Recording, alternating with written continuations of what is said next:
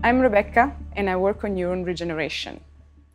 Having lunch is a daily routine. When noon approaches, you start looking forward your lunch break. For example, for having that lasagna dishes that smells like your grandma's cooking. Well, imagine if from today on, everything you eat tastes like cardboard chunks. I can feel your anxiety level going up. You try to make up for this missed daily pleasure with a cup of coffee, which aroma usually makes you relaxed and focused, only to discover that it tastes no different than hot water. Now, also your coffee break is equally ruined. Anosmia is a clinical condition already infamous as a COVID-19 symptoms in which the patient doesn't perceive any odors or aroma. It affects 3.4 million of American citizens and is potentially dangerous because patients are not able to perceive any harmful cues like fire or hazardous chemicals. But how does the sense of smell work? Inhalation brings odorant to the olfactory neurons on the roof of the nose. These neurons get in contact with the odor molecule on the outside and transmit the information about smell through the skull all the way inside the brain. Normally, these amazing cells do regenerate themselves. Like Hansel and Gretel, these neurons need to follow pebbles in order to reach back home, which is the brain.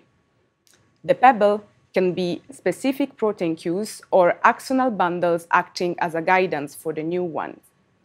At the base of the anosmia condition relies an impairment of the olfactory neurons that can be due to upper respiratory infection or traumatic brain injury. Indeed, these neurons are particularly susceptible of damage after a head trauma. Imagine the brain as a soft ball inside the skull, and when the head receives a hit, the movement of the soft ball can cut the connection between the neurons on the outside and the brain on the inside.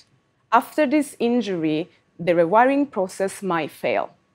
Indeed, scar tissue is formed and no axonal bundles intact are left as a guidance for the new one. Like birds eating Hansel and Gretel breadcrumbs, head trauma leaves no cue for the neurons to go back to the brain. Until today, there is no cure for this. It's still an unmet clinical need, even if millions of people are suffering from it. Our aim is to give the neuron the breadcrumb in the form of an implantable biodegradable scaffold. We already identified the most promising cues to functionalize the biomaterial, and the final step will be implanting this in vivo on an animal model of olfactory nerve injury.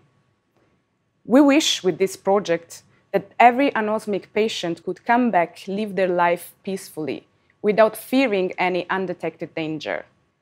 This said, I'm now gonna go enjoy my coffee break.